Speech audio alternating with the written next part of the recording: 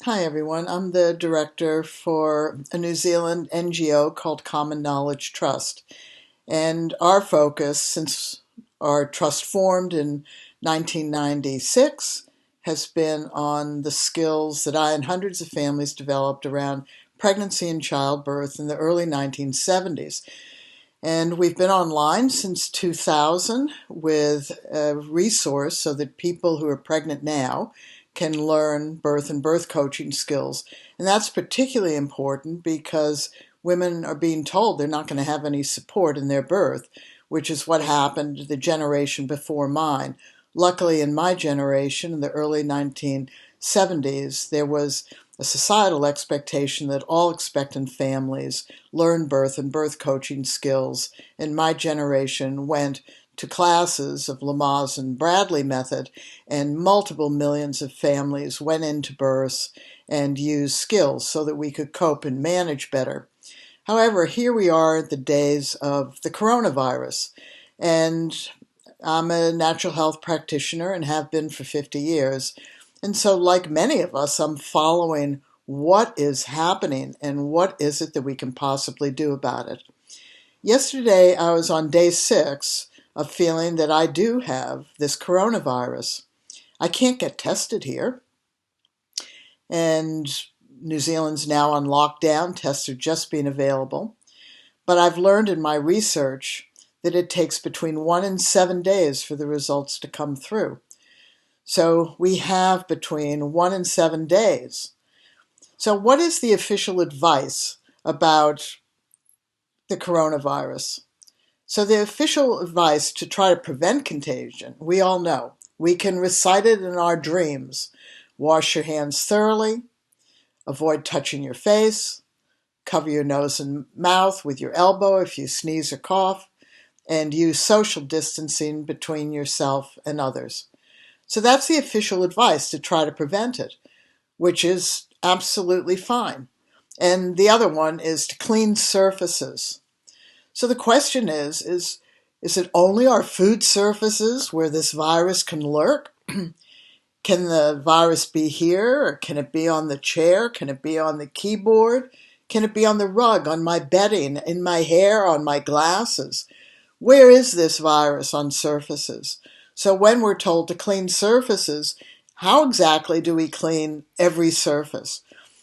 So we have questions. We are doing things that have no proof. And why are we doing them? And that's the most important thing. We are doing them because every little bit helps. Okay, that's what's important. Every little bit helps. And in the description of this video is an absolutely brilliant article by the BBC about masks. What have you been told? They work, they don't work? And this article goes through why some people in some countries wear them and why people in other countries don't wear them. And they also talk about what we're learning, which is that almost half of the people who are tested positive for this virus appear to be asymptomatic. Now, I personally don't think they're asymptomatic. I believe they're not paying attention to the symptoms that they have because those symptoms are familiar. And so they just ignore them like we all do. Oh, I wasn't quite feeling too well, and so I let it go. And with this virus, the difficulty is that for some people, 2% of the people who are symptomatic, they then go into an autoimmune reactivity, which is called a cytokine reaction. And those are the ones that end up on ventilators, and those are the ones that can potentially die. So why are some people using masks in countries and some people not using masks? And it falls under this category that's called every little bit helps. Every little bit helps. There will never be evidence-based double-blind studies about this. None of this is proven. No one knows. So I am me. I don't want to die. I don't want my kids to die. I don't want my grandchildren to die. I don't want my friends to die. In fact, I don't want us to get moderately ill, which apparently from every story I've read is really, really, really sick. And we don't want people to have that cytokine reaction, autoimmune reaction, and end up on ventilators, which is overwhelming the medical profession. So every little bit helps. So doing these official prevention things is every little bit helps. But this is the comment that the officials have. So let me get this up about. Let me just find it. Sorry. All right, so this is the official advice. If you feel unwell, stay at home, good plan, self-isolate, great. If you have a fever, cough, or difficulty breathing, do not go to the hospital. Well, how does that make you feel? Absolutely terrified, because they're saying you are socially isolate so people like me don't get sick. But what do I do if I feel unwell? If you feel unwell, what do you do? And this is where our NGO has come up with this list. So let me get rid of these. And here's the list. So yesterday I was in day 6. So throughout the time that I have not felt well, I have persistently gargled with warm salt water 3 to 5 times a day. Persistently. Sometimes I've used diluted lemon juice. If you want to use mouthwash, go ahead and do it. If they're over-the-counter gargles, do it. I've also cleaned inside my nose. I have a neti pot. If you don't have a neti pot, then just take salt water and sniff it up your nose like that. Because that's where the virus breeds, in the back of the nose and throat. And that's why people are asymptomatic. Because a lot of people just have allergies, they have stuffed noses, they get colds, whatever. Okay, so cleaning that area flushes the virus, right? So I have only been eating warm foods, drinking warm foods, and when my mouth is dry, I sip warm water. And it's really, really important that you understand it. I've been sucking herbal lozenges as well, and fresh ginger, warm drinks have been really, really important. At the end of the day, I've been showering and getting clean. And then last night, day 6, because this is when it becomes dangerous. People are asymptomatic or very little symptoms, and then they get really, really, really sick. They get that cytokine or autoimmune reaction. And last night, because I have exercise-induced asthma, and I've had open heart surgery, and I'm over 70, so I'm in that risk category. So last night, I started to feel an oppression in my chest. And it caused me to feel really quite panicky. And I thought, oh my goodness, I'm an hour and a half from the nearest hospital. What am I supposed to do? Do I want to go in the hospital? It's in the middle of the night. Who am I calling? What am I doing? So I wandered around through my lozenges. I had a lozenge that had a strong menthol flavor. I took it, inhaled it in my nose, and then I thought, I have Vicks Vapor Rub. I don't use Vicks Vapor Rub, but boy, I had it. I don't know why. And so what I did, rubbed it on my chest, didn't do anything. Put it in my nose, and then I put some on some tissue. And then I blocked one nose and breathed it in until I felt that it had penetrated that side of the lung. Then I did it on the other side. And I've seen pictures of autopsies of this virus. People get white in their lungs. So the cytokine response causes their lungs to flood with fluid.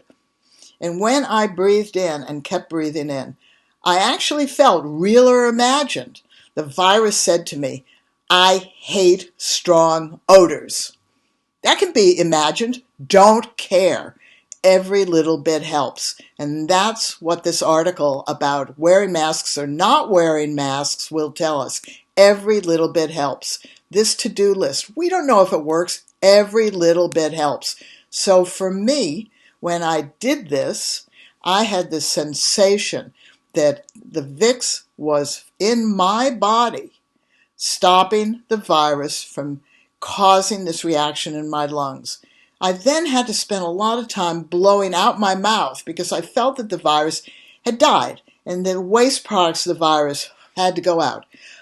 So I just blew it out my mouth and kept blowing it out my mouth. I then had a really good sleep. And I'm on day 7 today. And I'm feeling heaps better. I did clean out my nose again. I did gargle with salt water again. It's early morning. I will drink warm foods, and I have a tissue here with some Vicks. And I do that periodically. But it doesn't feel as potent as it did last night because my lungs, when I imagine them now, feel clear. They feel fine. I still feel weak. I still feel tired. I don't want to go out and exercise. I'm going to stay home. It's a change of season. It's getting to be autumn here in New Zealand. The weather's not particularly good. So I'm going to take care of myself.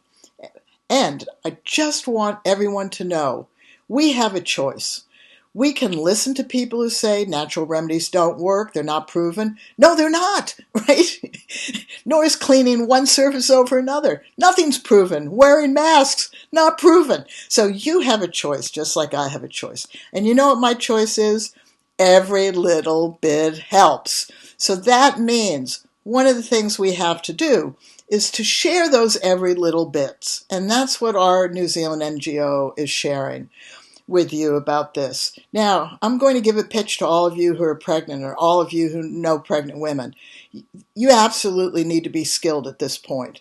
This is not about achieving a natural birth or a home birth or any kind of birth, and it never has been. Since the 70s, when my generation became skilled using Lamaze and Bradley, we were going into the hospitals with a lot of medical care. It is about you coping better, managing, dealing with, working through, handling, staying on top of, and feeling in control.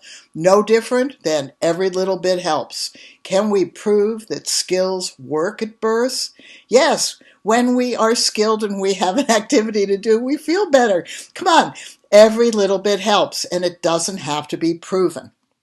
So if you know a pregnant woman or a family that's expectant, we encourage them to use our resource because the skills were developed by fathers and mothers, and I've carried them forward for 50 years. However, there's Lamaze, Bradley, hypnobirthing, hypnobaby, calm birth, birthing within, any other skills-based method. We absolutely must grow a skilled birthing population.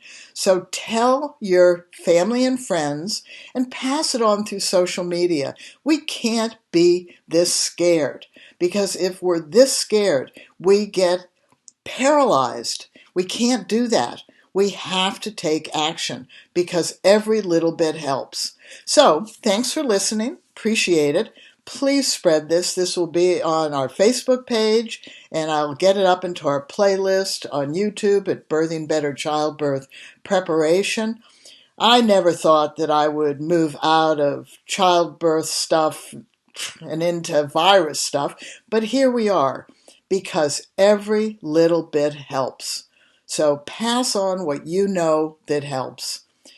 See you later. Probably talk to you tomorrow. I'm day 7 of having this virus, and I've been told, listening to stories, that about day 10, you start to feel better.